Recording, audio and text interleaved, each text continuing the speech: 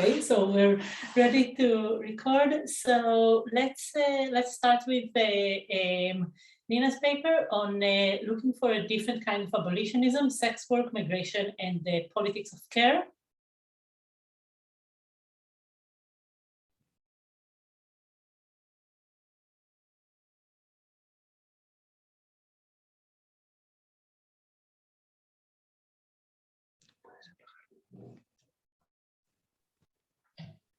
Okay, hello everyone.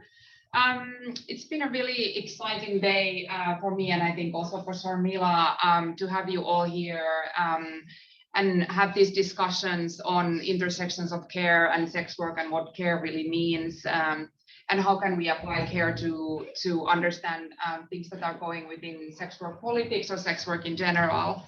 In my talk, I will also examine these themes, and I will do that through my ethnographic work on the so-called Nordic or end demand approach that aims to abolish commercial sex in the name of gender equality and caring for the vulnerable.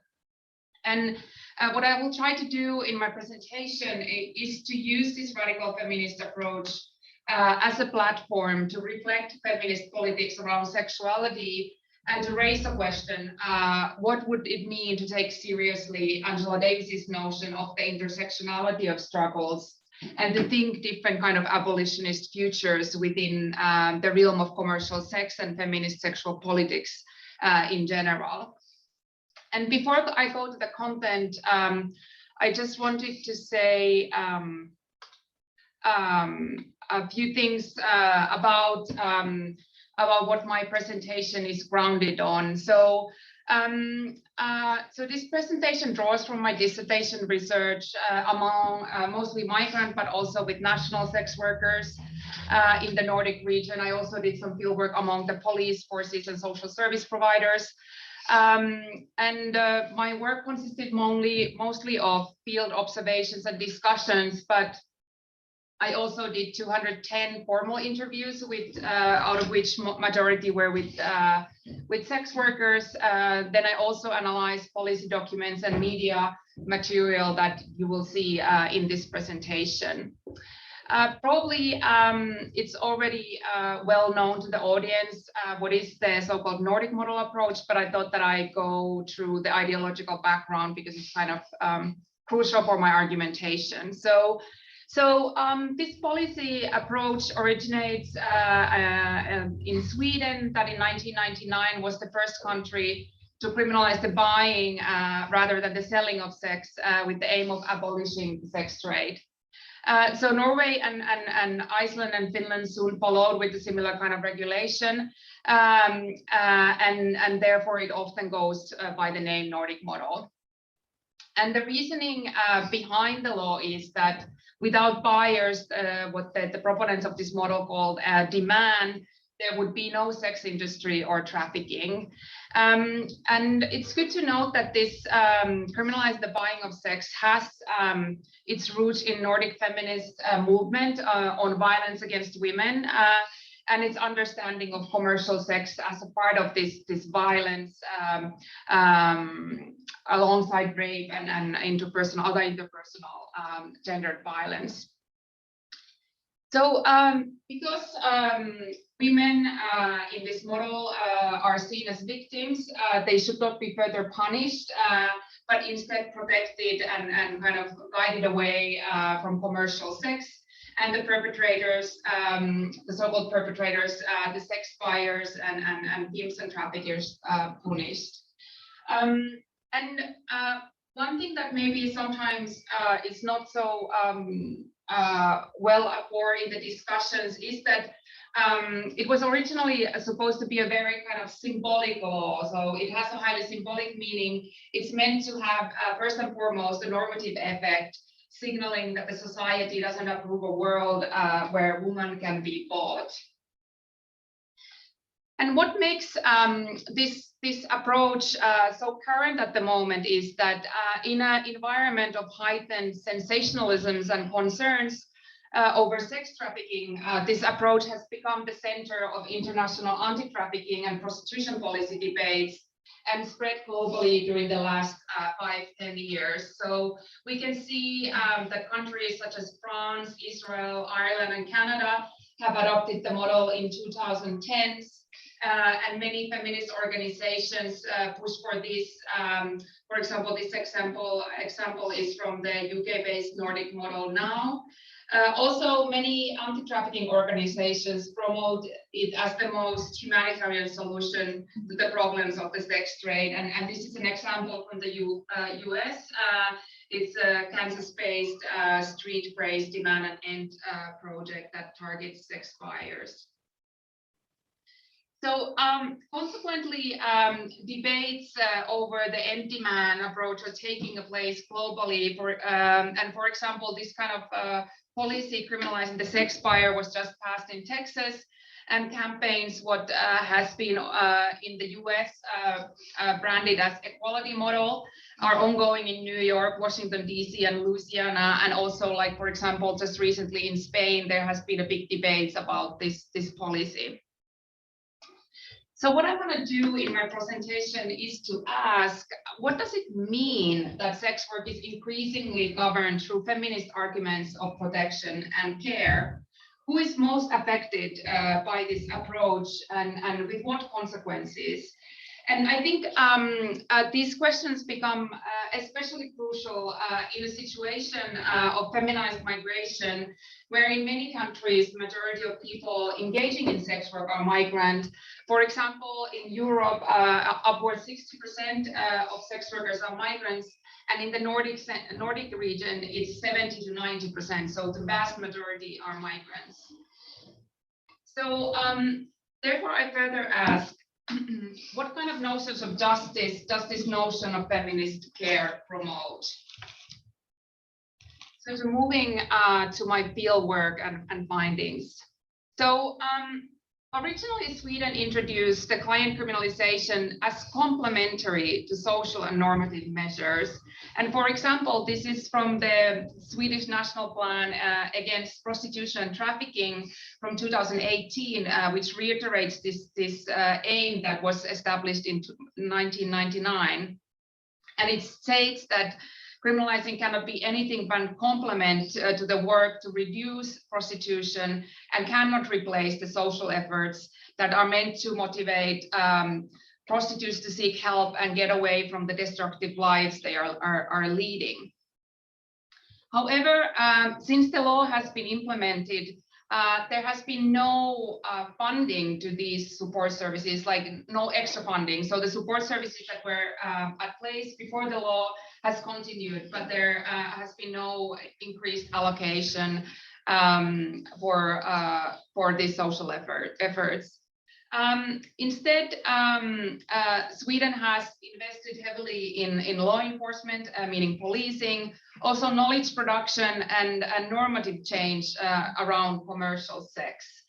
And as part of this normative transformation, the Swedish state, together with civil society actors, have in the past 20 years executed a comprehensive campaign to re-educate the Swedish public about the radical feminist understanding of commercial sex as a form of men's violence against women.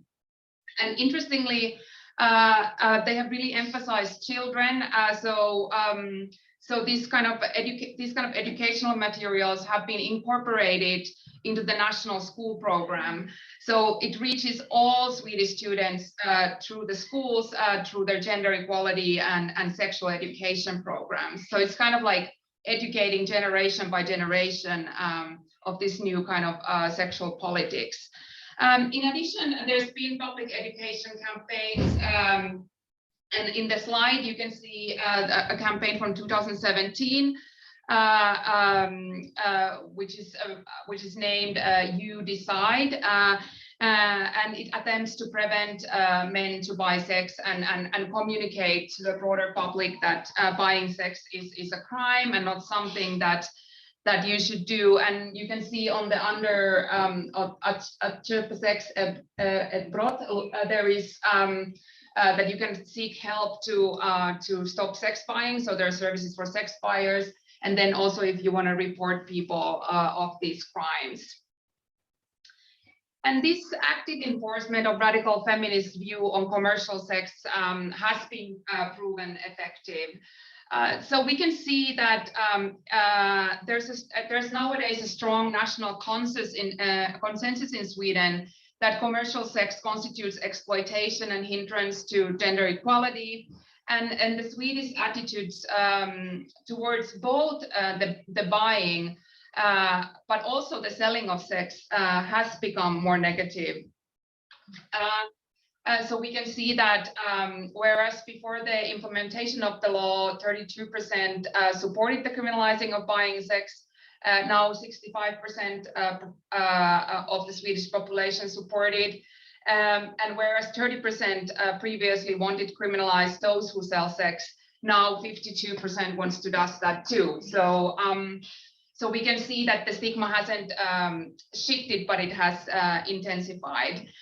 Moreover, 82% of Swedes believe that sex work is harmful for people who engage in it.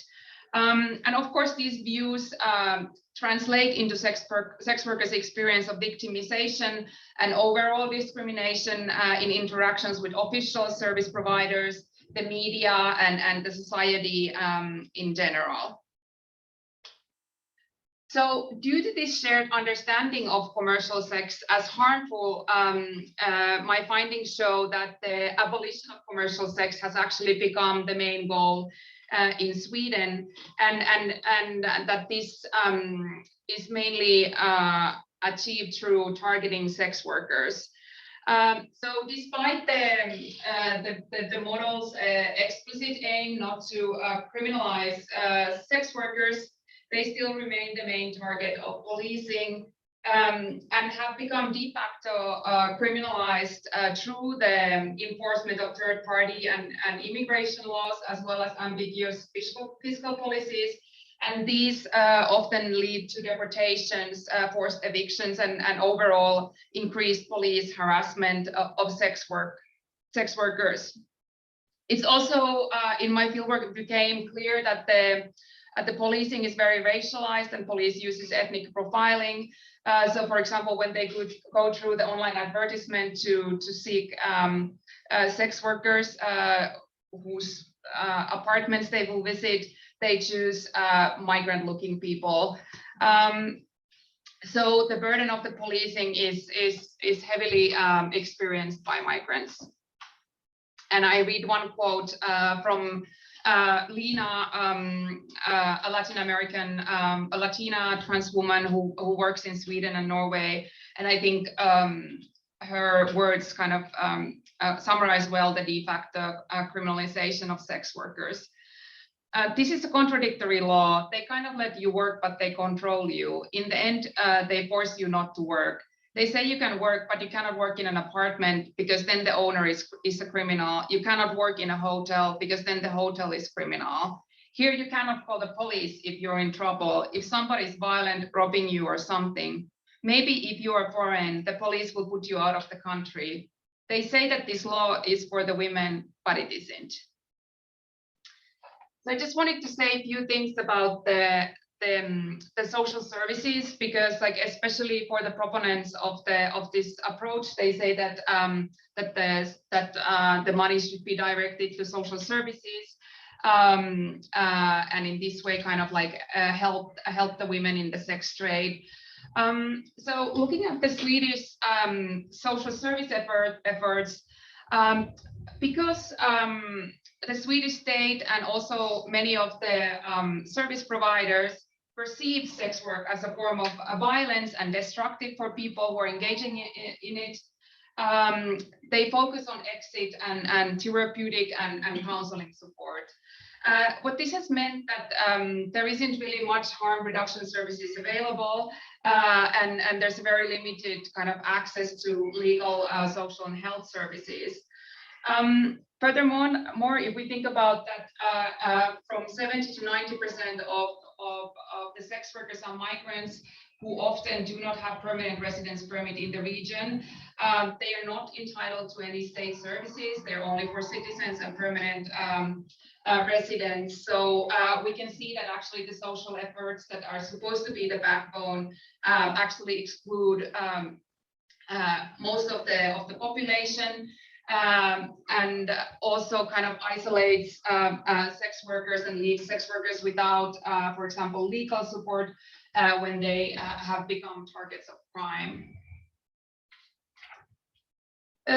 So taken together, these findings demonstrate that through creating an ideological landscape that defines sex work as a form of men's violence against women to be combated, the Nordic model legitimates policing towards migrant and sex working women, and in general enhances their social exclusion.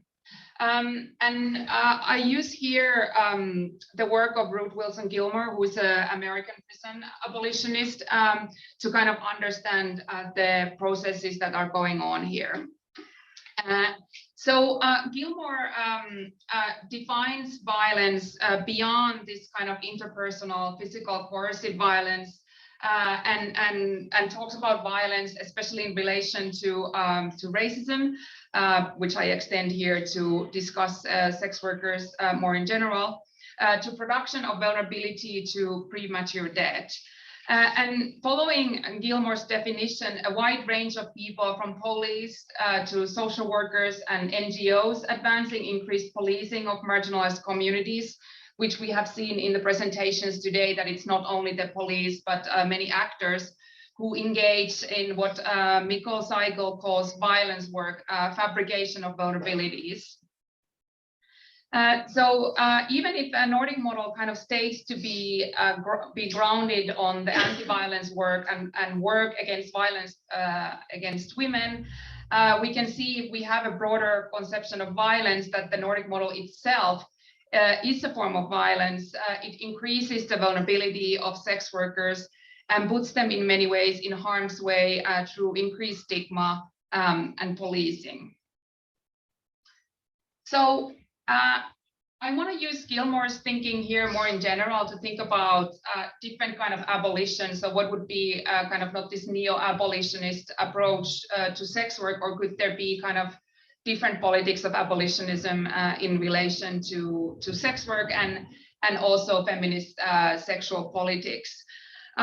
So for those who are not very familiar with abolitionist, Black prison and police abolitionist literature, it's good to note that that instead of simplifying abolitionism as shutting down the prisons and getting rid of the police, it actually refers less to the abolition of the physical institutions and more to a social theory of change that aims to abolish the conditions where criminalization becomes a solution. And Gilmore's theory is built around two concepts, so organized abandonment and organized violence. And the organized abandonment refers to austerity, the removal of jobs, benefits, and general rollback of the key state institutions. Organized violence, on the other hand, means criminalization, policing, and deportations. In other words, it's displacement of all that vulnerability that the organized abandonment has produced to social control. And I think my research demonstrates how these mechanisms of organized abandonment and organized violence play out in the case of sex work. So we can see how the feminism of the Nordic model is compatible with the neoliberal state organizing and exclusionary border politics. It's focused on interpersonal violence at the cost of institutional one, an alliance with the state parcel system as the solution to shift attention away from these broader processes of precarization that push people on the move and also to sex work. In Gilmore's words, the Nordic model displaces analysis of organized abandonment and replaces it with organized violence.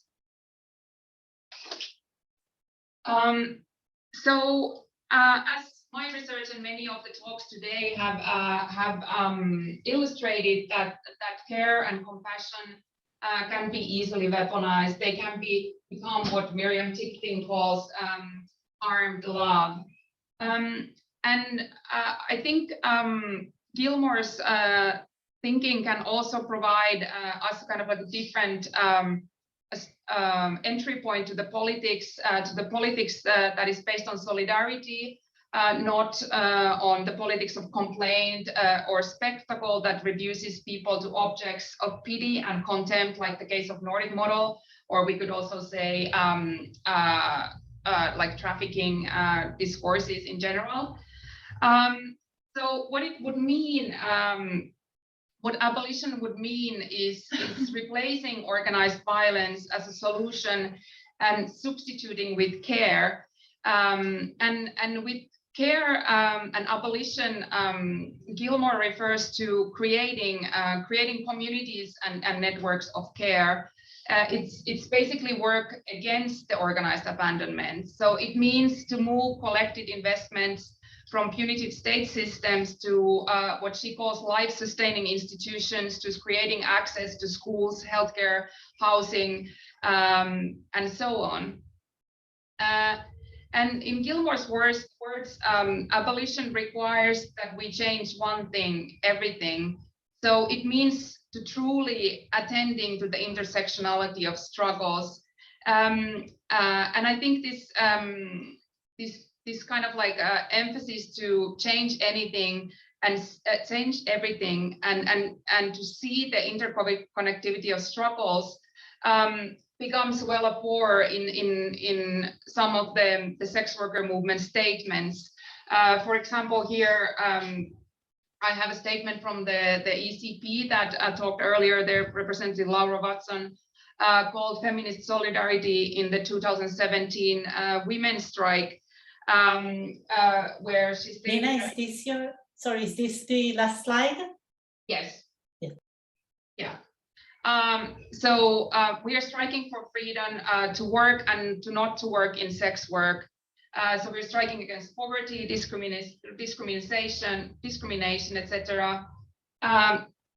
And also, like she calls for solidarity, we're striking alongside other women because we are the same women, mothers, domestic workers, farm workers, factory workers. Our struggles are the same. And I think this quote illustrates a different kind of feminist abolitionist politics that aims to combat organized abandonment by creating networks of care and solidarity. And here I just want to just say a few words about community and care. And I think, like related to our earlier discussions, that we should not see these as kind of like innocent or feel-good things, but rather as kind of embedded in the power relations. So in a way, in Donna Haraway's words, when we think about communities and care, we should stay with the trouble. We should stay with the fact that they are never perfect, they're unpure, there are troubles, there are conflicts, and so on. But kind of it's kind of the only way to move forward to different futures. Thank you. Thank you very much. The rest of our speakers are going to be, thank you very much. We're going to hear all of the presentations and then we'll have some time for questions. And our other speakers are joining online. Can you all see me? Will you be able to see me if I'm holding a note, letting you know that you have 2 minutes to finish? So let us move on. No, we cannot see the note because of the filter you have behind. So probably you'll have to put the note. Okay, I'm going to sign with my hand. Okay, thank you. Oh, sorry. Thank you. So our next speaker, Pushpesh Kumar, is a paper concerns sex workers. We distribute pleasure. Sex workers, deconstruction of power, understanding of sex work in sex-positive caregiving framework. So let's move over to you, and I'm going to let you know 2 minutes before the end. Thank you. Thank you. Am I audible? Hello? Am I audible? Yes, Pushpesh, we can hear you. It's okay. Okay, thank you. Yeah.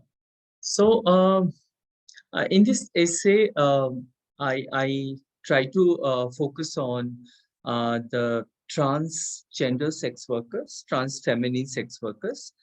I'm not talking about the cis women sex workers.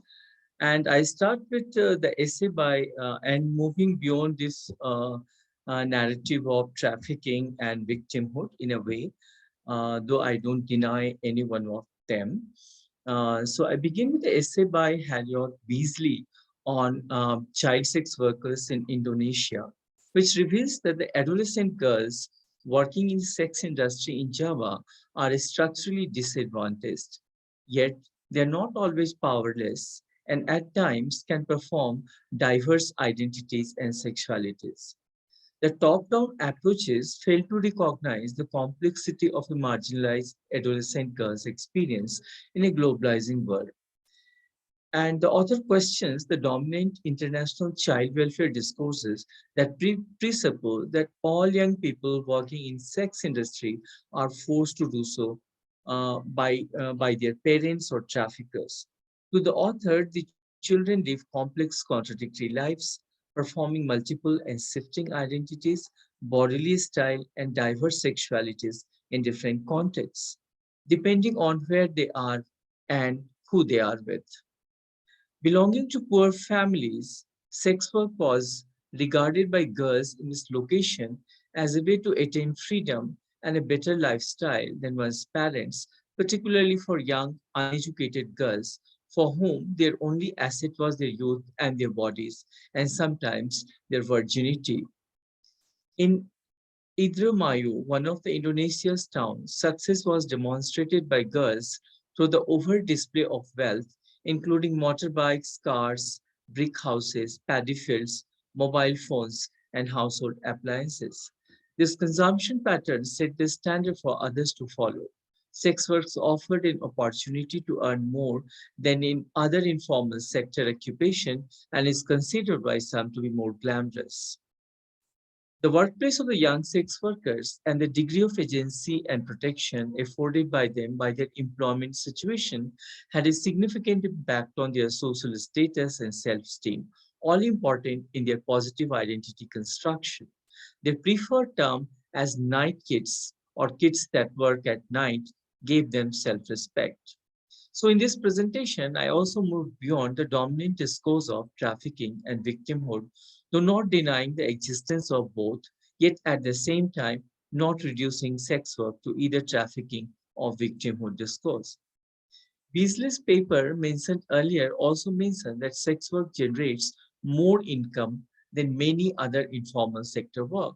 And I once began comparing the contractual college and university teacher in parts of India and trans feminine sex workers in Hyderabad city in southern India, and found that a trans feminine sex worker is able to make more money than a contractual teacher teaching on clock hour basis in a university or a college in Western India. For a trans feminine person with less cultural and economic capital and their dissociation from heteronormative family and kinship allow them two livelihood options in South Asia, begging and sex work. In the perspective of these trans sex worker women, sex work, which they call dhanda or kandra in their own language, is their roji roti, bread and butter.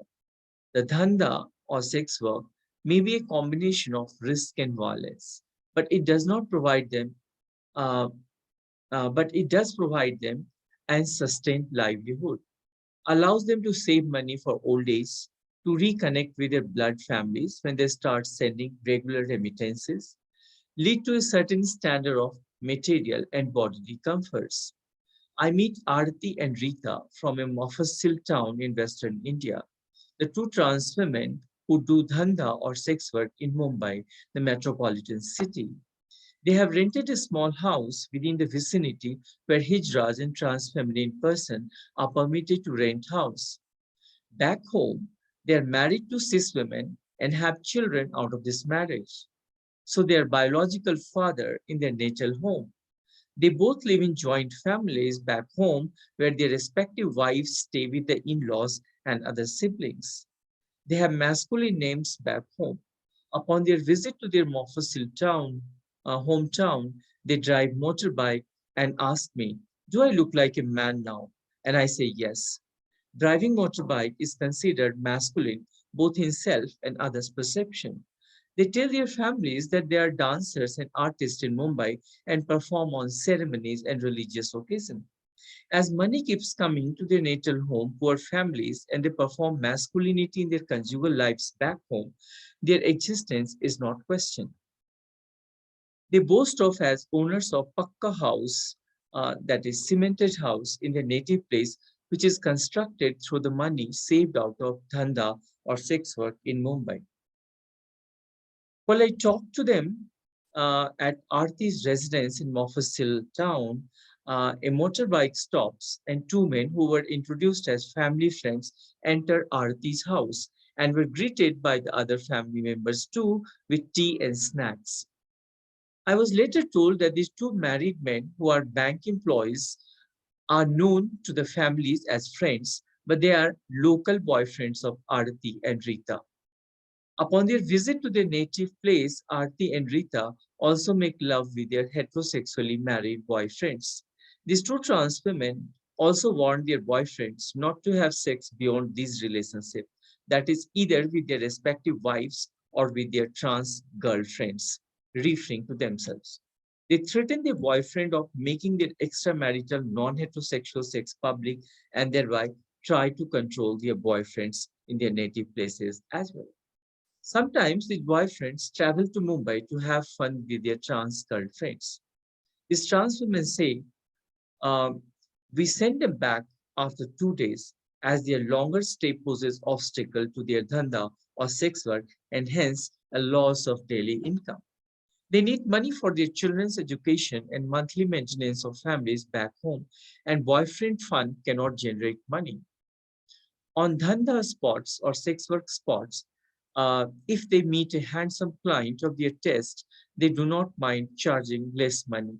They show more care to these clients and allow them more time in sexual moments. Both Arti and Rita's world show the embeddedness of family care, care of specific clients, care of boyfriends, cis women wives, and their boyfriends. They say that they have to also think of these women, referring to the wives of their boyfriends back home, to prevent their husbands, who are their boyfriends, from stretching too much in their extramarital affairs. They do not take money from their boyfriends in lieu of their sexual services, as this will affect their conjugality and normative family life. These trans women sex workers then are moral and pragmatic person in their own rights, as they claim. I asked Suman, another sex worker who also worked for an NGO, about um, Khus Karna, which they say distributing pleasure, which a trans intellectual woman euphemistically calls Langik Samaj Seva in Hindi, which means sexual social work. Suman tells that there are many bisexual men who are her clients. These men come to her for those pleasures which they cannot get from their cis wives. Fellatio, nipple suck, many wives deny them as they will lose their figure, as Suman says. Lip lock, hug, body licking, etc. Many wives do not provide them, and we can give them all these pleasures. Rachna, another trans sex workers add, anyone coming to us is desperate about pleasure. Most of the clients are bisexual and heterosexual men. They come seeking pleasure. They may range from rickshaw puller to a doctor. They want varieties, and we try our best to make them happy. While we also take care of ourselves and their safety. We counsel them what is safe and what is unsafe, and we are also trained in maintaining safety if they are reluctant. To Suman, we cannot afford to lose money even if the client is not ready for safe sex. In that case, we try to pursue him, and if he denies, we do thigh sex, which is not risky. After each sexual encounter, a sex worker tries to clean herself use talcum powder to get rid of any smell. Rachna is trained in how to do oral sex with a condom in mouth without letting the client feel about the condom, carefully inserted to the tongue. Only in case of ruffians and criminals demanding unprotected sex, the trans sex workers succumb to unsafe sex, but they resort to PrEP, which they try to often carry. Srinidhi, another trans feminine sex worker, says, I like the age group of 20 to 25. If the person is of good demeanor, I give more time and do things slowly. There is a mutual care and concern. If the person is ill-mannered, we do things fast, jaldi jaldi. Every sex worker has few regular clients who visit them regularly. Such clients receive more care as their regular source of income and livelihood. In times of crisis, when there is more competition and less work, such clients are the only source to rely on. The sex workers develop a sort of friendship with them. These sex workers are called whenever the wives of these men have gone to their natal homes. And yeah, so these clients say that we are husband and wife for tonight. And the sex workers try to perform love, affection, time, and give pleasure as much as they can. Sometimes these regulars also take these trans women to a fancy restaurant for lunch and dinner, long drive where they have moments of pleasure. The clients buy and send gifts through online Amazon. Suman likes hairy men, and particularly the Punjabis, as they find them delicate and good at sex. These men work at certain government offices, and she does not wish to reveal their identity. Rachna prefers men between 25 to 28 and wishes to spend more quality time with them. If Srinidhi's regular clients do not have enough money, she does not deny them sex. Such clients compensate next time when they have more money. Rachna likes Muslims as they maintain hygiene in her perception as part of their religious practices, and most of her regular clients are Muslims. Rachna even derived pleasure from the fact that she is a sex worker, and sex work has sustained her life throughout since she left her natal home to join trans community. Her self-perception of being sex worker gives her confidence and identity, and she does not shy away from telling others that she is a sex worker, even in public. If she likes a particular client, she also gets double pleasure. Her bodily desires get fulfilled. Suman is a highway sex worker, so she cannot give more pleasure to the regular clients in open spaces. So those who demand more time, she travels to different cities like Delhi, Bombay, Bangalore to enjoy more with clients. In the hotel, she dresses up in modern Western feminine outfit and she has a collection of nice jewelry. This cross-dressing and leisure consumption and sex are memorable moments with clients. Such clients also pay them more. With such clients, many sex workers do not mind having phone sex or romantic engagements through video calls and sexting. They flirt over telephonic conversation and address their clients at Janu, Sonu, miss you. I miss your hairy chest. We'll meet soon. Book a hotel room if you can. Today not possible. These flirtatious moments are partly pleasurable and partly performative. Suman has many regular clients who do not treat her as sex workers but as friends. Suman also worked with an NGO and has her identity as a human rights activist and social worker. Many of these friends, the regular clients, have given money to Suman during COVID lockdowns to help other community members. She has procured ration kits with this money and reached out to her community sisters who were in crisis. Some of these men will say, oh, you always have this old mobile phone. Let me buy an Apple smartphone. Suman says, I don't take Apple phone, but ask them monetary favors. What is the use of expensive phones for me? If rowdies come, they will take our expensive phones. Suman has also enacted Suhag Raat scenes, first wedding night, with many clients in the hotel. She says that many bisexual men are not satisfied with their wives, so they want to spend quality time with us. Such men want to see us as seductress. So we dress up gorgeously in the hotel room and try to give what all a woman can give on the first wedding night. This is also pleasurable for me. To Rachna, there are many middle-aged clients who come to us for spending time. They are the ones who cannot share their feelings with others at home or outside. They want our time. They share their frustration with their family and loss in their business. They expect us to connect over phone. We do reciprocate depending upon the availability of time. They also pay for such services. They do not want sex, but just to spend some time with us. Srinidhi also thinks that there is a cultural belief that if we bless them, some fortune and good times will come in their life. To Suman, they would love to spend time with such people, but we also need more clients to multiply our money, and hence there is a limit to the extent we can go in this direction. Srinidhi has two anecdotes to share. Once in Mumbai, she was unwell and feeling feverish. She asked for a lift from a lorry driver.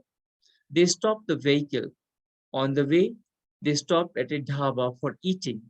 When Srinidhi awoke, she found that these men have kept biscuits and water for her, and they dropped her nearby her place. This care and support received from unknown people she always remembers and lives with these memories. The support came forth even though she had cross-dressed and walking along the roads. The other she remembers of the case of a rowdy young man from Rajasthan, which is in western India. Every trans woman feared him and was not ready to have sex as his size was too big. She, however, went to him and satisfied him. She did part ice cream. Ice cream is oral sex in their language, and partly kauri, which is Thai sex. Since then, whenever the boy is crossing Mumbai, he would meet her to have intimate moments. There is no demarcating boundary line between care and pleasure. They are embedded in each other if we look at these narratives. Despite primacy of commercial interest, the sex workers and clients relationship move beyond a sheer commercial transaction. The other human emotions and human bonding, however ephemeral they may be, makes the business of living possible for trans women sex workers and their clients in certain ways. The other aspect of care is that many of these trans sex worker women who were once thrown out of their blood families gets reconnected once she begins sending money. They are the ones who take care of their parents in old age, particularly mothers when the mothers fall ill. These trans sex workers feel a filial responsibility to help the parents when they are ill.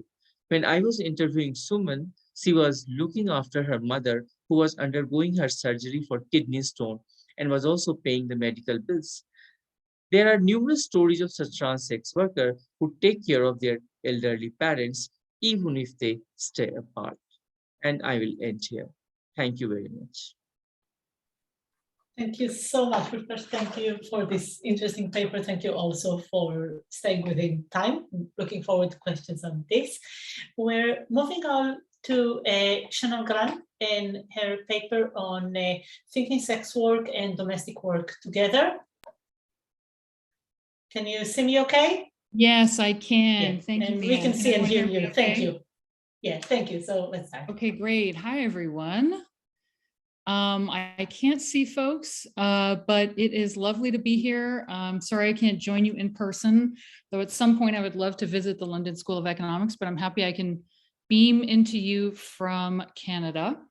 So my name is Chanelle Gallant. I have been an organizer, activist, and writer in movements, sex worker movements against criminalization, against policing, and racial justice movements since the early 2000s.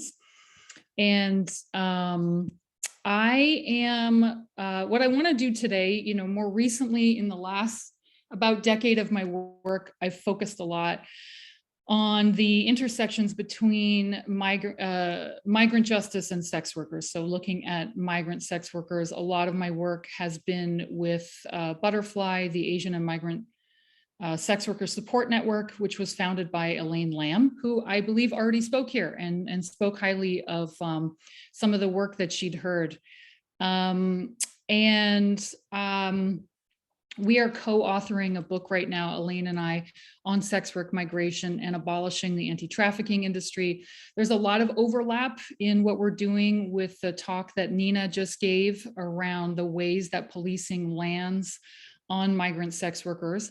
But what I want to do in today's talk is do a little bit of a, my talk is on sex worker and domestic worker organizing, but I want to use that kind of just as a jumping off point to look at, reflect on a talk that I hosted in 2017 between sex worker and domestic worker organizing, and then build on this to make like a much larger claim about the importance of migrant justice to sex worker movements more broadly. So, and I want to, Niina really grounded us in a lot of this research about how policing impacts migrant sex workers, how they're targeted for state violence, denied access to residency, to social services, housing, legal support. And this is typical around the world for migrant sex workers, who face travel bans in every country on earth. But I want to make the case that the oppression of non-sex work migrant workers and sex workers actually depend on each other, right? That sex workers are oppressed and criminalized in part because this is part of a broader strategy, a way that Western states control the movement of low-income migrant women of color in all industries. And usually we think of these as completely different, right? There's sex workers, there's migrant sex workers, and then there's, migrant women working in care facilities and factories and farms and food processing facilities. But the argument that what we found is that actually the two are related. The two actually depend on each other. Unpopular opinion, Western states actually know that sex work is real work. They do not think that it is some form of slavery. They know that it's real work, and you can tell that based on how they behave after the state has arrested someone that they have until that point claimed is a sex trafficking victim, and then suddenly they treat as an undocumented or illegal worker because they have other plans for migrant sex workers to push them into other parts of the informal or just much lower paid, more exploited forms of migrant work. Okay, so let's start out with like the sort of the political argument that I want to make in this is that the sex worker fight for things like full decriminalization and end to discrimination and end to stigma actually requires that we break Western states' overwhelming power and control and exploitation of all migrant workers. That's not usually an association made in sex worker rights movements, but I believe that for sex workers to be free, all migrants have to be too. And I want to start with, let's start with looking at migrant domestic workers and sex workers, just lay some of the, the theoretical groundwork here. So in 2017, I was one of the organizers and the host of this conversation about sex work and domestic workers. It was in Berlin. There were folks on the panel included Antonia, a migrant domestic worker from Bolivia working in Germany, who's part of the Respect Network. Robert with the European Sex Workers' Rights Alliance, another Antonia, weirdly, only 3 people on the panel, but 2 of them were called Antonia. The second Antonia works with Hydra, a German sex work organization, and I was moderating. And I also really want to give credit to my friend Anna Peak, also of Hydra, for doing all the behind the scenes organizing to bring this event together. Okay, so at the time I was like, let's explore these parallels. Why don't sex worker movements and domestic worker movements work together more? Because anybody with even a surface understanding of the 2 communities would see there's a ton of overlap, right?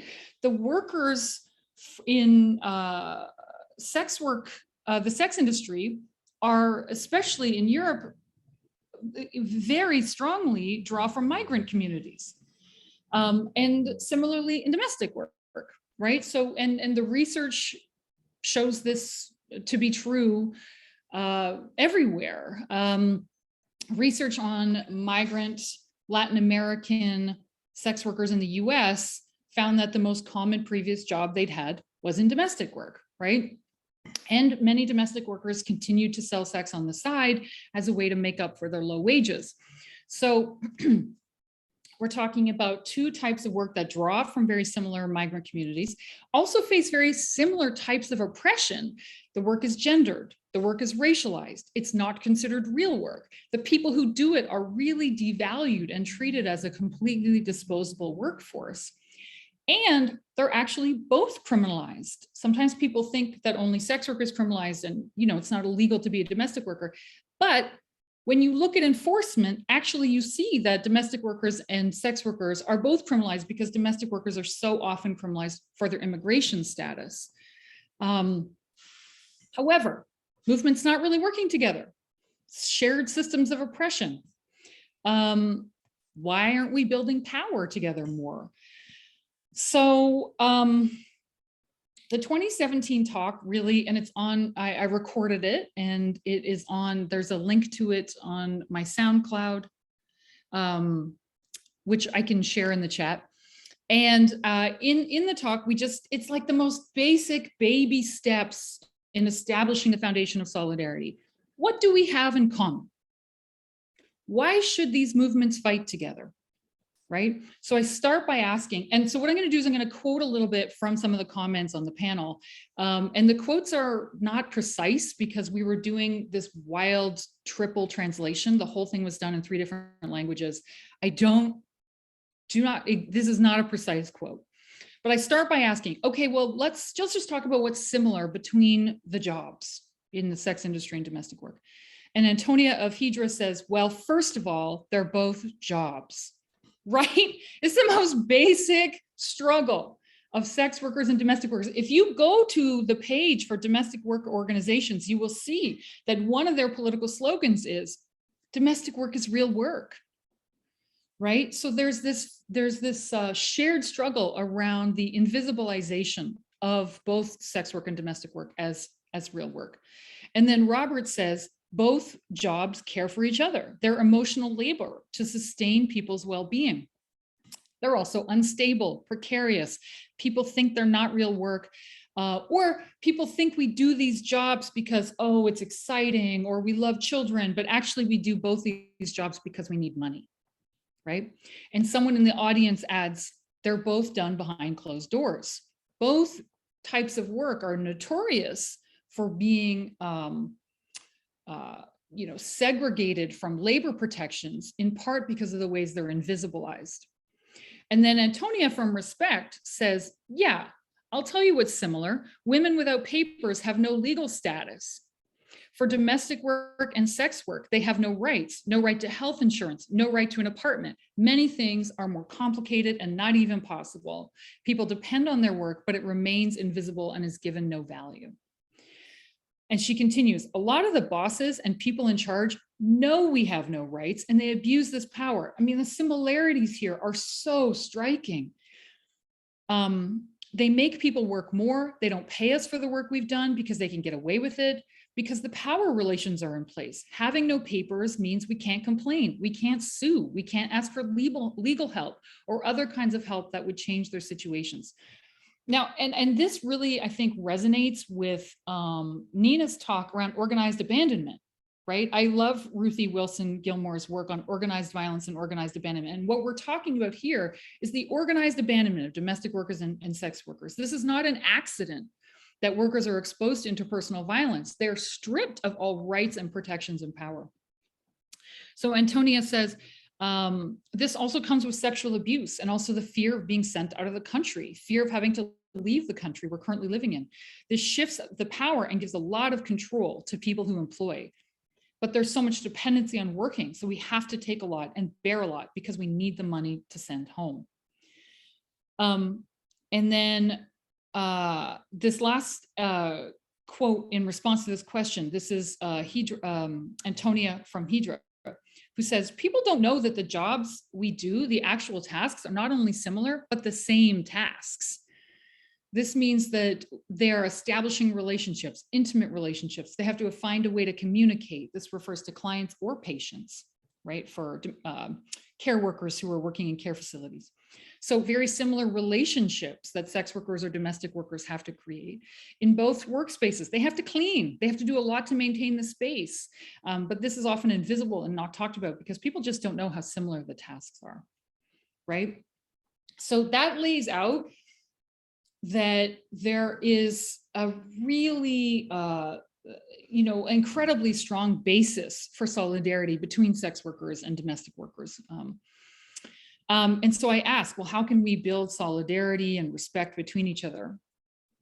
And Antonia from Respect says, I'm going to talk again about how invisible the struggles are. And this is one of the reasons why people are alone with their problems and their complications in what their work means for them. I want people to talk about it more, to show it, to make people see what we do. I am hopeful that people can do this. We do the work. This work should be paid. This is a right, not a gift. We're not asking for any favors because it's a right and it should be seen as such. This is a struggle. This is not a struggle that comes from the ruling spaces, but it's a fight and struggle that comes from the streets. It is not only about money. We have to talk about money. We have to think about money, but we have to, for example, think about nature and other things in life and what our priorities are to create a better world. You first have to fight for a better world. Thank you, Antonia. I can't think of anything more beautiful, a more beautiful way of talking about the solidarity between migrants and sex workers, and then grounding that in a bigger picture vision of what we want, right? What do movements for sex workers and domestic worker rights call for? And it's about the right to be paid for their labor, like Antonia talks about, and it's the right to access legal supports and housing, but it's also about the world we're trying to build. Beautiful, beautiful work. Okay, so I want to jump from there into the work that I'm doing with Elaine, this book that we're writing, and it is about migration, sex work, and abolishing the anti-trafficking industry. And in it, what we argue is, okay, so, I've just talked all about this incredible parallels and shared strategy, shared oppression, and vision between domestic workers and sex workers. But now I want to talk about why is it a deeper level of solidarity that I have come to understand in the last few years, which is through the work that I've done in the last, decade. I've come to understand the relationship between sex work and domestic work actually goes much deeper, that the supply of domestic workers and other kinds of low income and very exploited migrant labor actually depends in part on the criminalization of sex work. Criminalizing sex work is one of the many tools that Western states use to keep women out of better paying jobs where they might have access to higher wages, not necessarily high, but higher, and may have more control over their work. And it coerces them into lower paying, much more highly controlled work as domestic workers in factories, farms, food processing, sweatshop labor, that kind of thing. And migrant justice movements have long pointed out that borders and citizenship are ways of creating massive pools of highly exploitable, cheapened labor with no rights. And I want to reference especially the work of Harsha Walia in her book, Border and Rule. Super important work in helping to understand the relationship between borders and work. But what's been missing from a lot of our analysis is the role that sex work criminalization plays. And increasingly, this happens through the anti-trafficking industry, which is a front, right? The anti-trafficking industry exists just to criminalize sex workers, in particular, the most marginalized sex workers.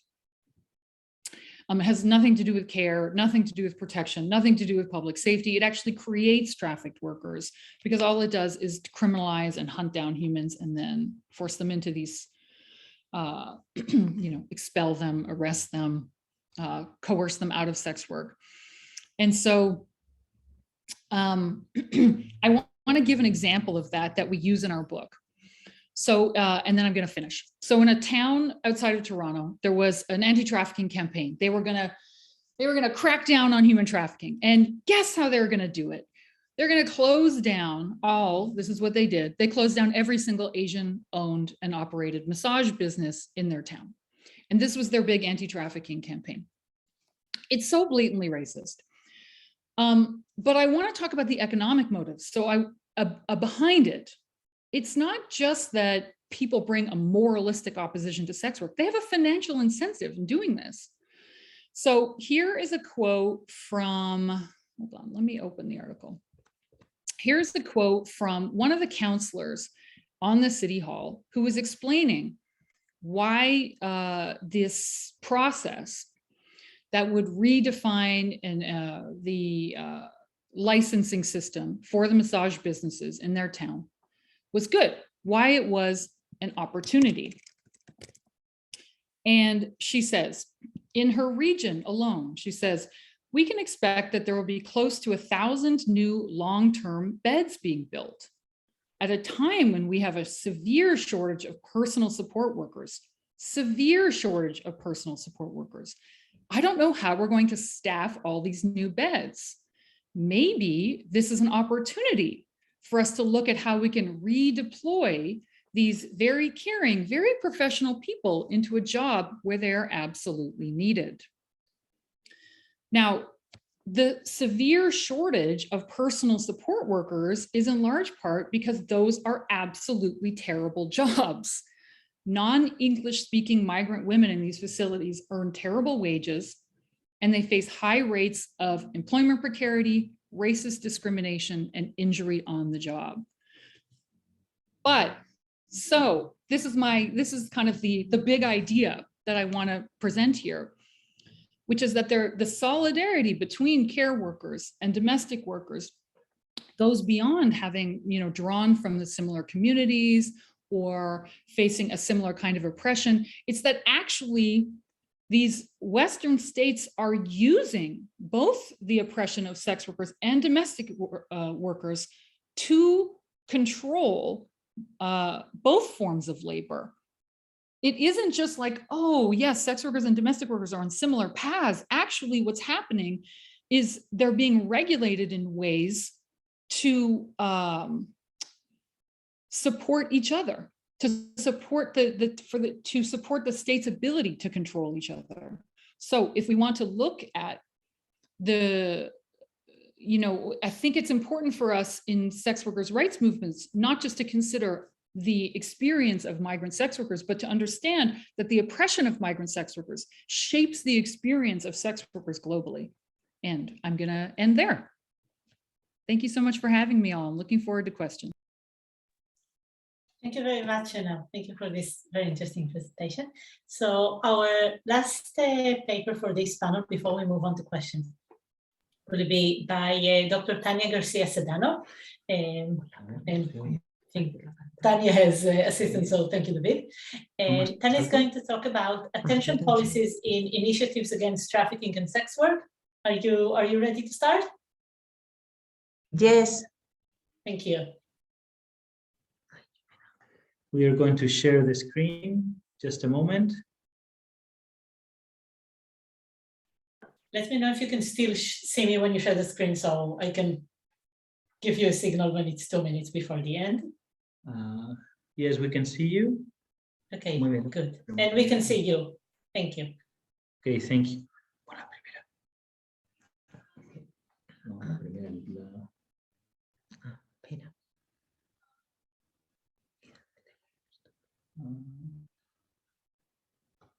Sorry.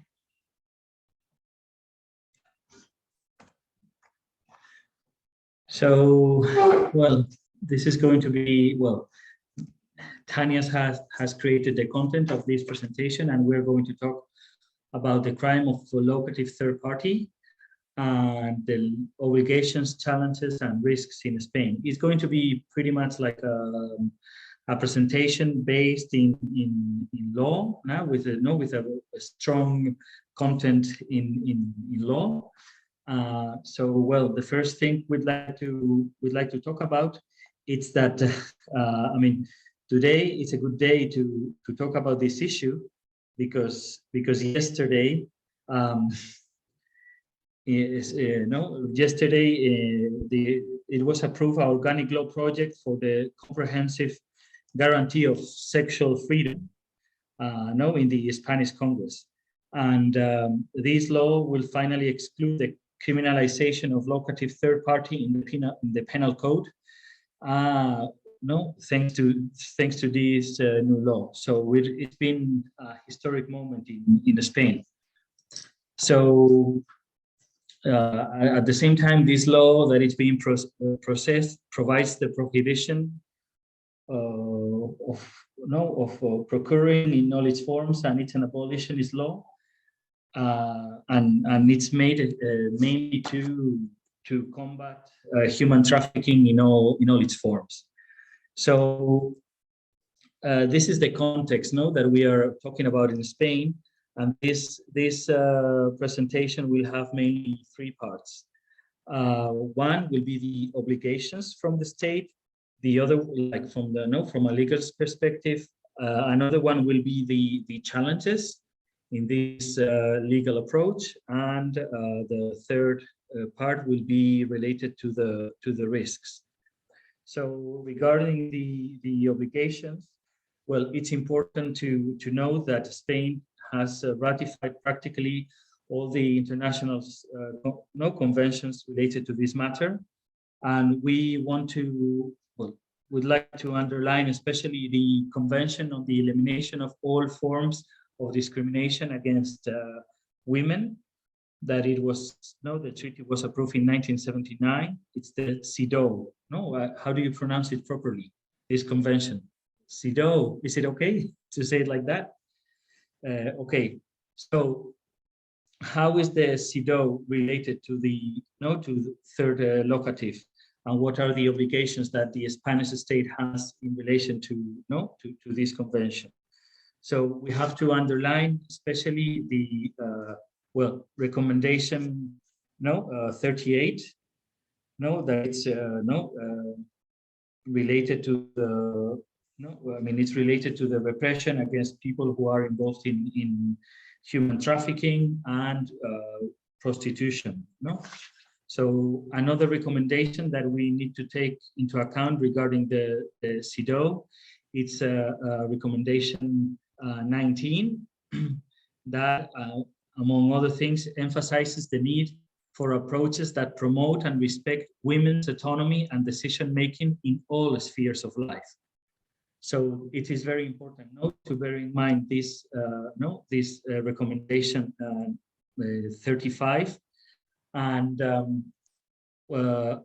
related to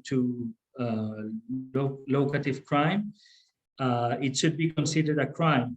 Why? Because these recommendations, 35 and also 38, emphasize these the autonomies of women, and interpreting these recommendations, it is possible to establish that third locative is a crime. Another international convention that Spain signed, it was the Convention of 1950, and in the preamble it says that there's an incompatibility between the trafficking of human beings, prostitution, and the dignity of a human being. And in the preamble it says that it puts in risks the individual, its families and its communities. At the same time, there's the Palermo Protocol, that it's the well-known Palermo Protocol that recommends the states for the abolition of all kinds of prostitution. It is also to bear in mind the first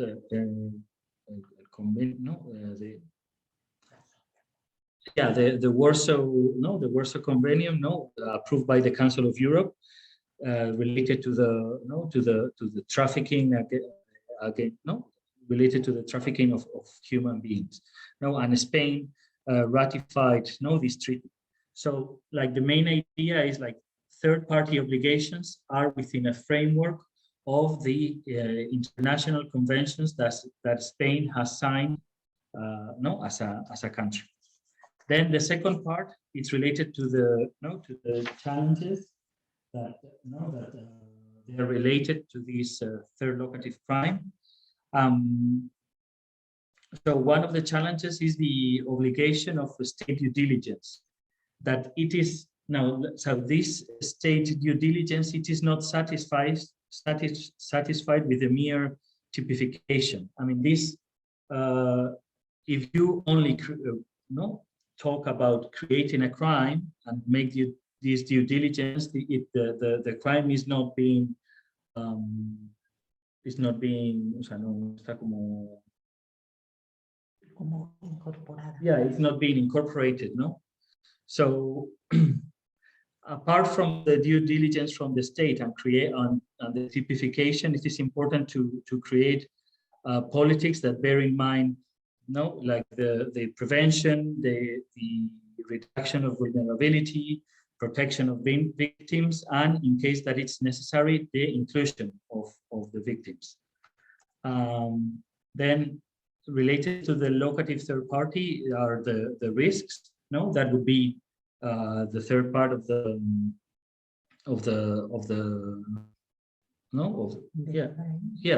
crime. So what is important to bear in mind is that if there is not like a clear regulation, sometimes victims themselves can be sanctioned. They can, the state can punish the victims if the regulation is not being clear. For example, one of the risks is related to the subject that commits the crime. So what happens is, like, sometimes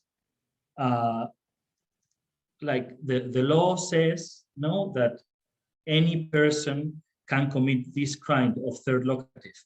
This implies that sometimes the people who are being exploited, the women who are being exploited, if the regulation is not clear, they are the ones that can commit the crime, because the crime establishes that the law establishes that any person can commit the crime. So regulation needs to be very well written, and it has to be very clear in order not to punish the person. And we see a risk here. And we do have examples in Spain, for example, with with the law related to the Spanish law for citizen security. It happens that people who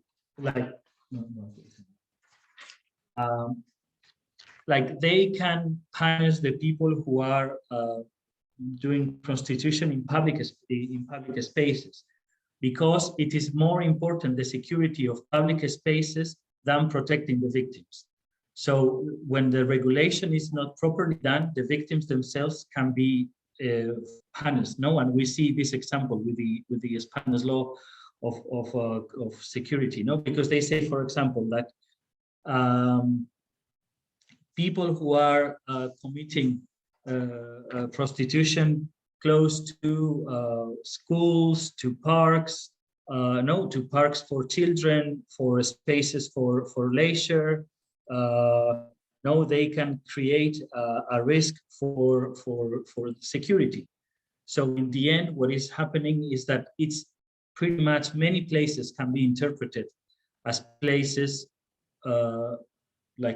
that can be, the victim can be end up being punished because they are being prostituted in places that are considered to be risky for rest of the society. So in the end, the victims can be punished. Because many of the places that the law says are normal places. How do you consider what is a close place to a school? It's not very clearly defined, so the victim can be punished. There's also another example with municipal ordinances.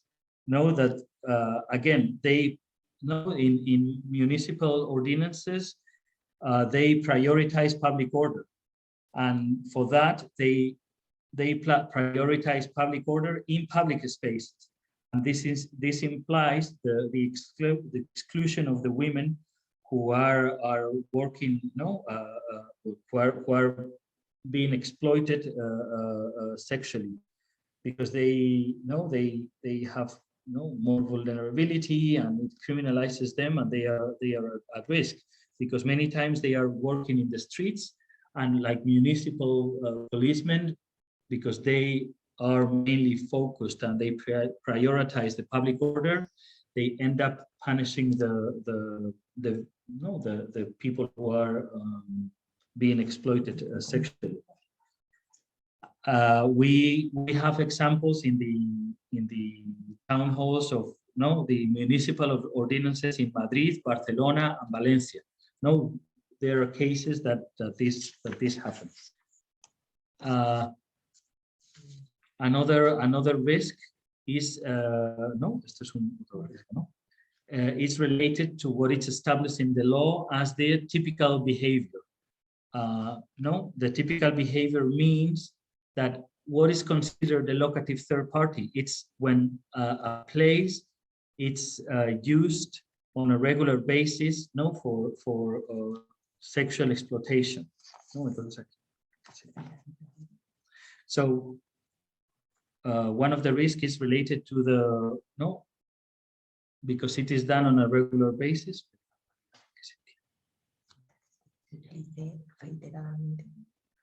So like the risk is that this place is being used on a regular basis. Another risk is related to the subjective element. Why is this a risk? Because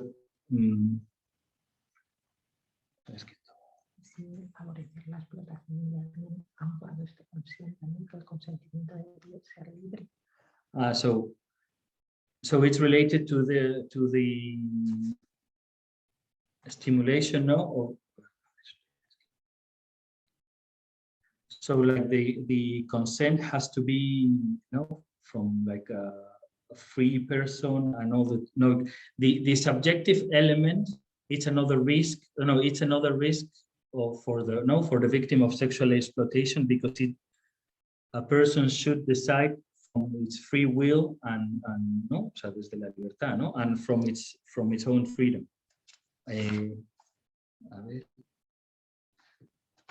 So in this regard, we have to underline three aspects related to the sexual exploitation. One is when it implies a real limitation of the freedom of this person. Another risk is related to the limitation of sexual freedom itself.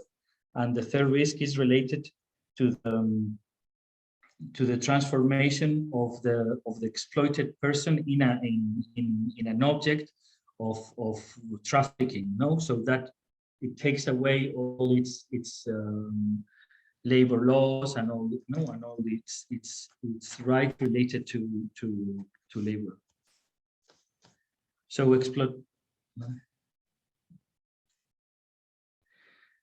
what is important to underline from the legal perspective is that exploitation shouldn't be linked to obtaining some kind of profit, but it should be considered an abuse of a person. So it's important from the legal perspective to underline that it's not related to the profit that it's being taken out from the person, but to it should be linked to the abuse that the person is suffering. So it is. So in order to underline that, it's very important to neutralize the risks that we are talking about now. So instead of only thinking about the person who is being exploited as an object to obtain profit, we should focus mainly in the abuse that is being committed on the person. So when the regulation is being written, the spirit of the norm should be to put the victim in the center and start acting from that place, from the risks and the abuses that the person is suffering, instead of prioritizing certain things related to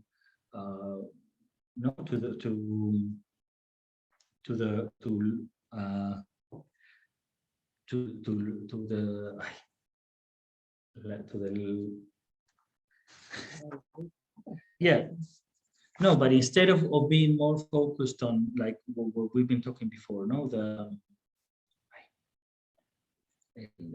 to public order and things like that, the victims should be put in the center and the regulations should be established from there. So it is important to underline that exploitation, even with the consent of the people who are exploited, no, to be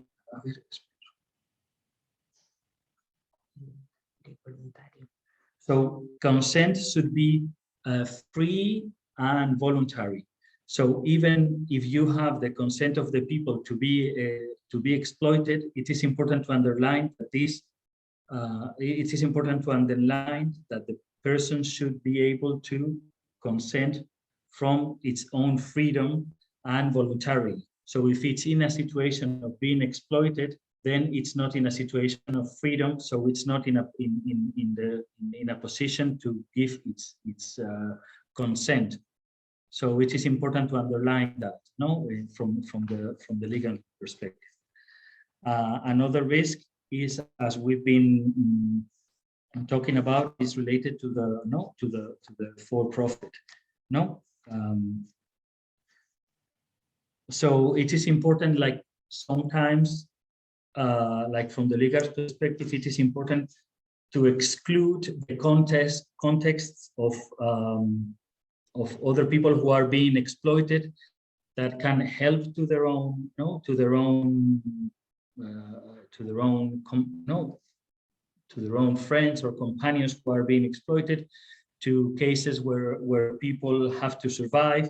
So it is important to exclude these elements. No, okay. Well, from the legal perspective, we are just going to jump to some of the conclusions. One is the importance of due diligence from part of the state, and it is important in the due diligence not only to typify the crime, but also take into account another measures related to inclusion. Also, it's important to include, like, to have a multidisciplinary approach. It means like incorporating the analysis of social sciences, and also bearing in mind the international obligations that Spain is like Spain already signed. And also it's important to not to criminalize the victim, and creating laws that emphasize the prevention and not only focus in the crime. And if we put the victim in the center, it is important to not punish the victims in itself, because there's a risk from the legal framework to end up punishing the victims when the regulation is not putting the victim in the center. So it is very important to bear in mind the risk that a non-clear regulation might have for the victims. Okay, I am sorry because sometimes it wasn't so clear. I hope it was it was understandable for all of you. Okay, so thank you, Maayan. Thank you. Okay, I think you can stop. Yeah, thanks. I want to thank you, Tania, thank you, David, and thank you so much to our panelists for very interesting papers. We have about half an hour for questions and comments. And because we're hybrid, what I would like to try is to start with a round of questions from those joining online. So if you're online and you have a question or a comment, please raise your hand. We'll collect one round of questions online because it's easier for me to see here. And after this round, we'll do one round of questions from the room. If we have time after these two rounds for additional questions, this would be great. So are there any questions for any of the papers online from anybody on Zoom? And if you can turn your cameras on when asking your questions.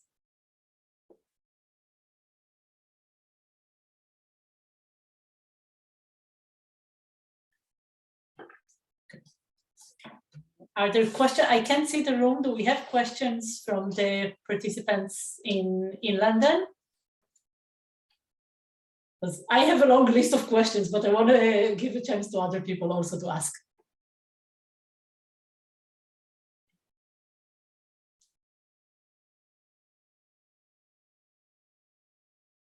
Do we have anybody in the room, or shall I get us started?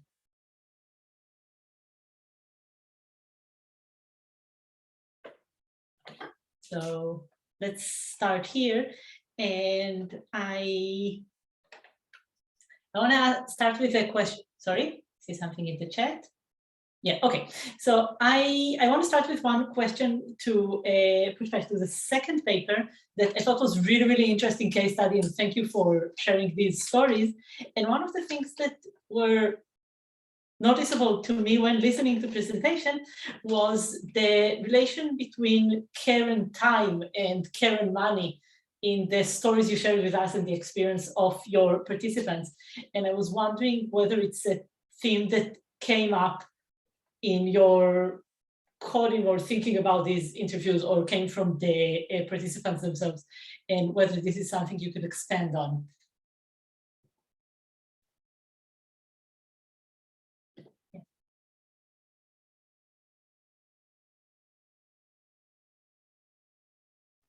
Hi, the question is to me. Yes, please. Okay, do you and need you're me to asking repeat about it? time and money. Yes. Yeah. So I think even while providing care, these trans sex workers do not say that they are providing it for free. But if the clients are regular, because they're a source of sustained income, so they have to perform more care. So sometimes this care also become performative in that moment, and sometimes it also transcends that performativity, in the sense it turns out into a friendship and a long-term friendship, and they go long ride, or sometimes to hotels, sometimes to restaurants with their friends, and they receive phone calls from them, and otherwise they do not respond to the phone calls and video calls of every client. But some of the regular clients, they definitely respond to, and they try to entertain them, they try to ask about their well-being, etc. But all they subsequently, it is all paid. They say that they do not do it free. And sometimes, the time, because many of them are doing sex work along the highways, and highways are open spaces, and they want to multiply as many clients as they can in a night, and they're in a sort of rush. So there it becomes very difficult to give more time to one customer. So then they fix up a date or time or something, then they go to a hotel, then they enact, the first night wedding scenes and all that, wearing fancy dresses, clothes, whatever, adorning themselves in jewelry and all that.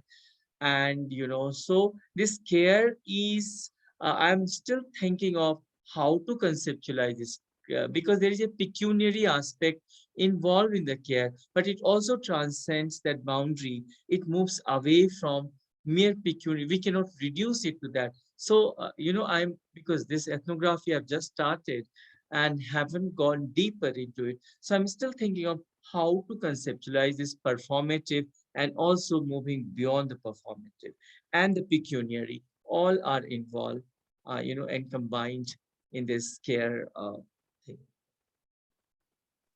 Thank you so much. This is super interesting. So I'll have one question to Chanelle and one to Tania before moving to Niina into the room. And the question to Chanelle, thank you it was really thought-provoking and interesting for me to think about this comparison. And one of the points that you mentioned that I think some of us would recognize from other comparisons from the literature is this importance of this being gendered work, and work that replicates or addresses traditional gender relations or gender roles. And one of the questions that's interesting to me in my thinking about work, to what extent do you think the comparison between these two related areas of work, between domestic work and sex work, can tell us not just about what is sex work and what is domestic work, but about also what is labor or what is work more generally? And if you could say a bit more about that. You know, I feel like I missed something right in the middle of the question. So what does looking at sex work and domestic work tell us about what is labor? Is that, did I catch that right? That's my question. What looking at these two things together and what they share in how they expand in many ways our understanding of work. Yeah. Tell us about what work is beyond these two contexts. Oh, yeah, I love this question. Okay, I think the first thing I want to say is the question of whether or not sex work and domestic work replicate gender roles. I want to say that that's actually not as straightforward as it seems, because in fact, both the enormous tension in both industries is that they violate gender roles by getting paid for the work. That this is actually a deep confrontation of the way that sex work and domestic work are organized in our society, which is that they are intended to be unpaid feminized work. But really not just feminized work, because there's such a racial division of labor, which has been present for centuries, really since the development of white supremacy. All gendered labor has also been racialized. But okay, so to the question of what can we learn about the nature of work? So this is actually the subject of my first book, which I have not published yet. It's sitting in a drawer, but it's about sexual labor under capitalism. And I had to spend a lot of time thinking a lot about what it is about sex work that is work. Which are the parts that are work? How can we identify what about it is work? And it brings up very similar questions in domestic work. And, there's actually really important questions here. I think it brings up about pleasure, about nature, and about work. Because right now, our ideas about work are that it cannot coexist with pleasure, that the presence of pleasure dissolves work. If you're enjoying it, it's no longer work. Only for some types of work and some types of people. If you're a rich white dude, it doesn't matter how much you enjoy your work, you're still going to be seen as doing real work, right? And nature. So the other idea is that if it's a trait, if it is in your character to do it, then that also dissolves the work, right? Which of course it does not. Neither one of those things do. But I think because, so for example, if we say, well, it comes naturally, right? But the counterexample I give to that is that we are wired to speak and walk. Those are our natural gifts, right? That we are born with the capacity to do. But actually, when you see in children, it takes years and years of practice to master speaking and walking. Same as forming relationships. We are born to do it. But how easy is it? Not easy. We spend a lifetime learning how to do something that is natural. So that not only, we don't have to just say, oh, it's not natural. We can say it's natural and work. And I think that's something that both domestic work and sex work show us. Something, we can be both workers who are expressing some part of our nature. Same with pleasure. We can be experiencing pleasure and working, right? The pleasure does not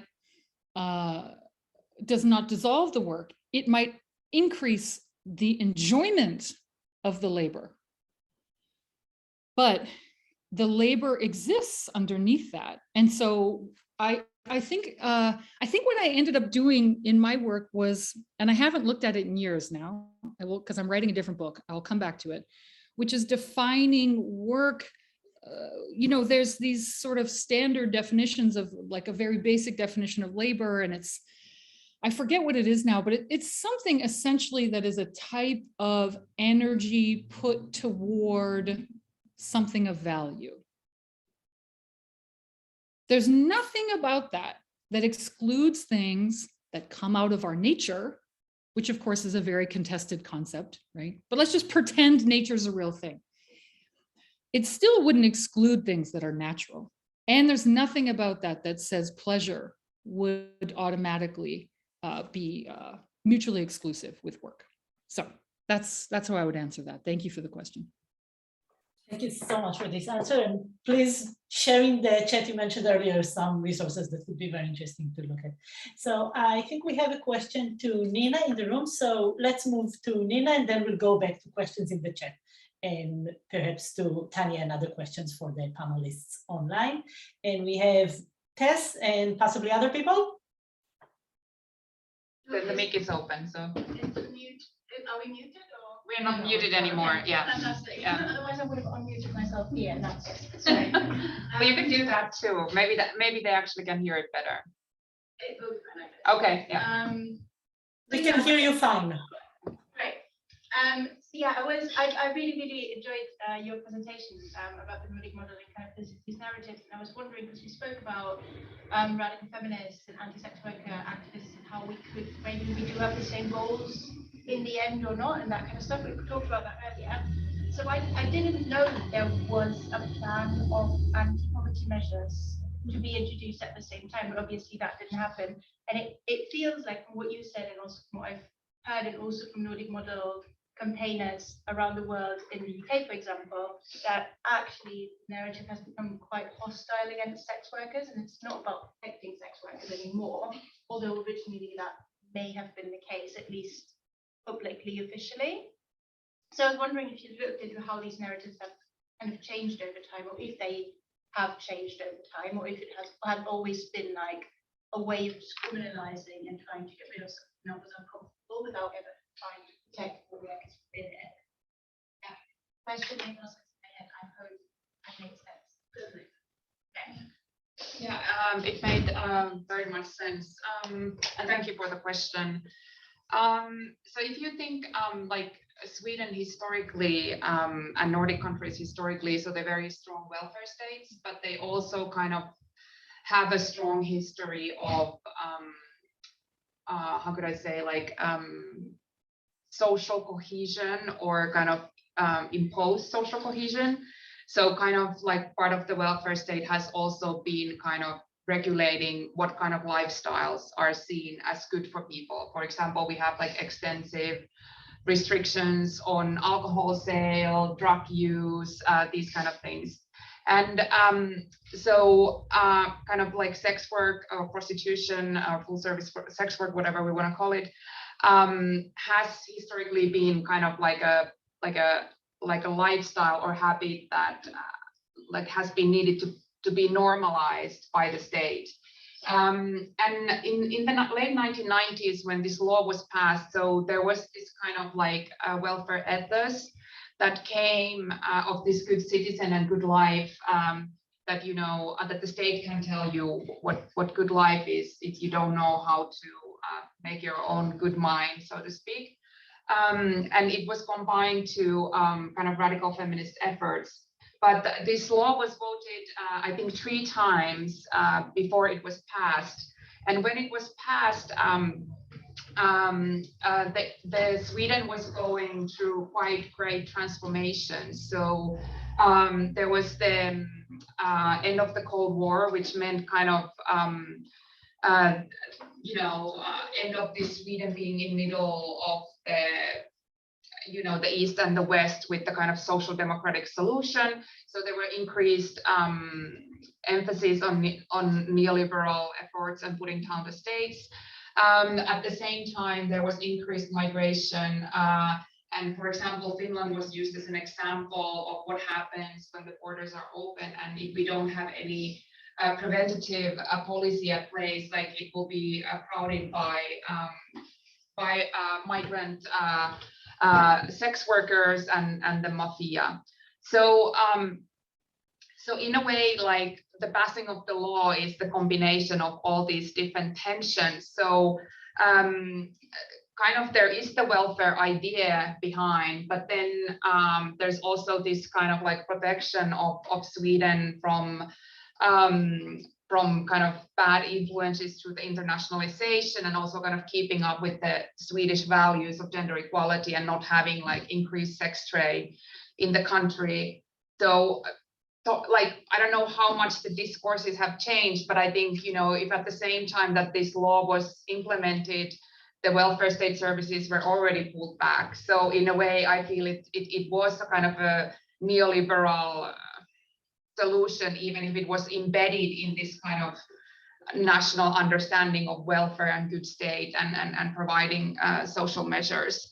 And I think like when it has, like thinking about current days, I think the criminalization emphasis has just been increased. So for example, I think it's in this June. So there's a bill now in Sweden where sex purchase would be removed away from the fine scale, meaning that you would no longer get fines, but you will get automatic prison sentence.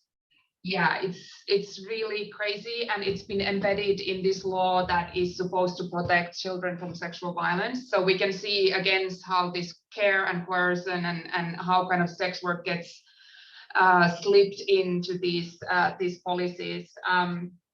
So definitely we can see kind of increased focus on criminalization, but there's also the talk about trauma and trauma services that Jennifer was talking today. So we can see these discourses coming together. I don't know if this answers fully your question, but sorry, I had to go that much in the background to explain it. We have another question in the audience from Jennifer.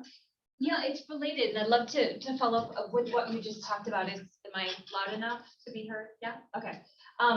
So I love and to think alongside you in terms of these twin tails of abolition, and yet the kind of point you just mentioned that I want to lean into and just get your take on is, you know, love that you cited Ruthie Wilson-Gilmore, and the social welfare, like the welfare state of the US, is a wholly different thing than Sweden and the Nordic countries more broadly. And so I think it's really dynamic to play with abolition in a penal prison variety, not the neo-abolitionist, right, anti-sex work. And yet I'm also trying to think through the complexities of that kind of circulation of a paradigm that seems really different, even if there may be the effects, and what you just said strikes me as like, well, if you're going to move from a kind of fee or administrative kind of surveillance to something like automatic sentences, I guess this is a way to make a comment. As much as the end demand folks in the US have been borrowing from a certain interpretation of the Nordic model, it seems that there's a kind of similar circuit happening where the US is then foisting back other kinds of carcerality. So more of a comment, but I am curious how you reckon with really different kinds of understandings of safety and precarity, comparing, say, the US to Sweden or the three countries that you're directly engaged with. I'll just try to answer that quickly. Is that okay, Maayan? Yeah. So like, I do agree, because like, for example, in my work, I saw that citizens and the people who had permanent resident permits had much better working conditions because they had access to social welfare. So then sex work was more as a supplement, and they could choose clients, working conditions, and so on. But if we thinking about the precarity, I do agree there's a difference between the US and a Nordic welfare state. There's a big one.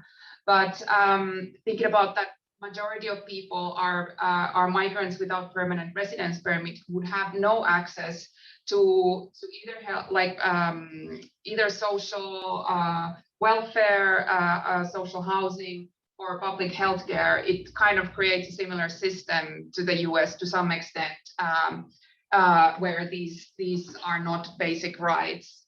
But I do agree with you about this circulation of kind of like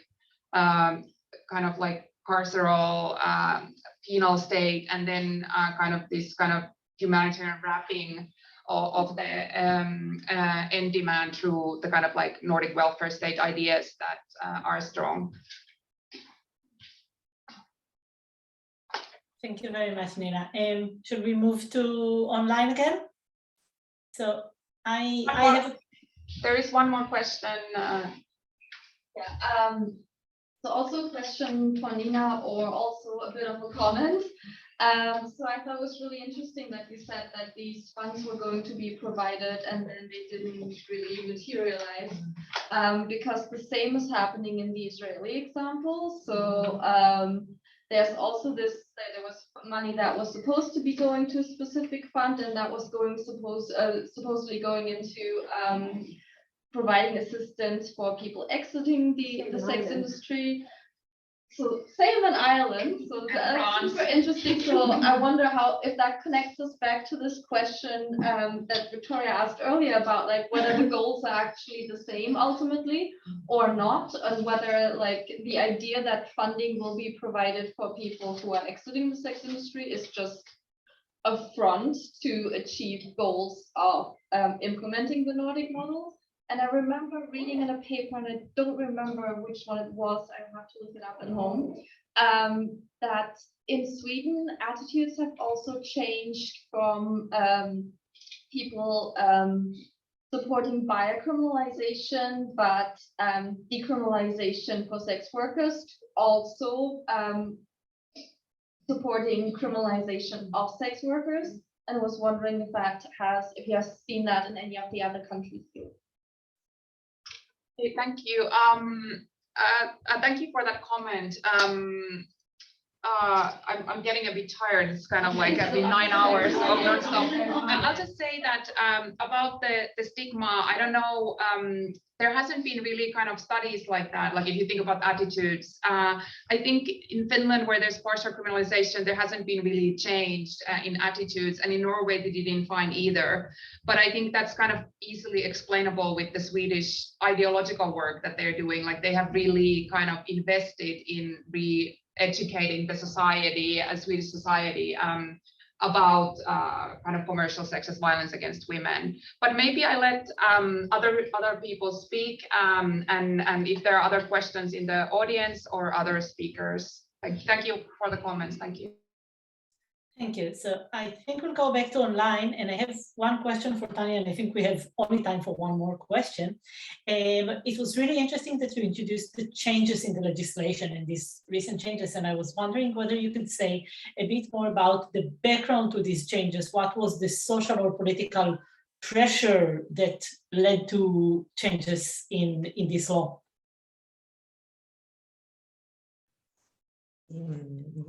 Thank you for the question. Vale. En primer lugar, tenemos un gobierno de coalición. First of all, there's like a coalition government, like with the Socialist Party and Podemos, which is more to the left. So it's like the centrist left and more to the left party. Sí, y el movimiento feminista en España está haciendo presión, sobre todo incidiendo en el ámbito abolicionista. And the Spanish feminist movement is mainly pressuring for from the abolitionist part. Sí.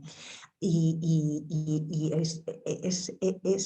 ese concepto en el reflejo en la ley plantea muchas dificultades.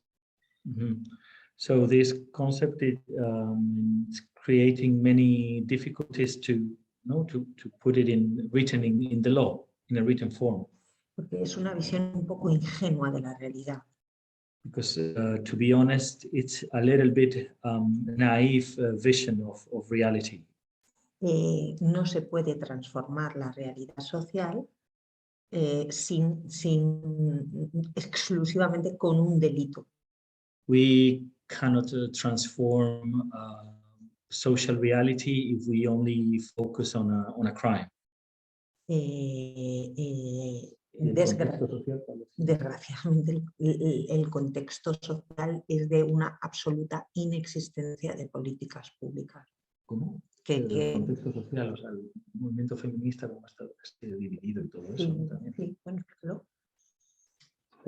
Well, another thing, for example, I don't know if you're aware, for example, and related to the context, I don't know if you're aware, like March 8th demonstrations in Spain that have been very, very popular, especially pre-pandemic. Obviously, due to the pandemic, they had to stop, but it somehow showed the force of the Spanish feminist movement. But this year that we were able, for example, now to demonstrate, it was the first time ever that the demonstrations were like the feminist movement was divided, and there were two different demonstrations. And one of the main disputes or to have this split in the Spanish feminist movement was related to the position regarding prostitution. No, there was an abolitionist approach and some other approach that was not so abolitionist. So this is the context of like mañana, por ejemplo, se ha convocado una ley abolicionista. Una ley. Una manifestación. Tomorrow, for example, there's going to be an abolitionist demonstration in Madrid. Para reivindicar una ley abolicionista que prohíba cualquier forma de proxenetismo. To push for any to forbid any kind of proning. How do you say? No, any kind of proning or proxenetismo.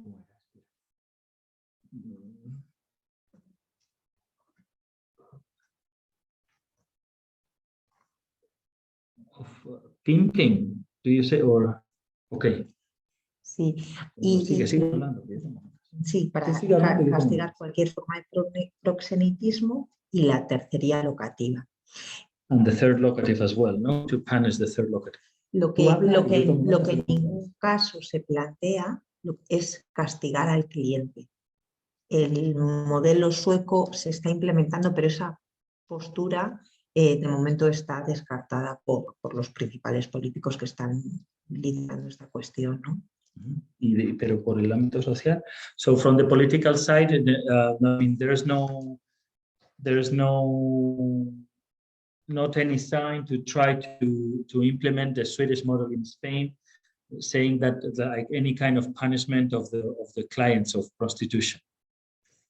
Y a nivel social, algo más. Carecemos de cualquier política pública de mejora, de integración laboral, de acompañamiento, de educación, de formación, de inserción laboral, que no existen políticas públicas que aborden estas cuestiones. So there are no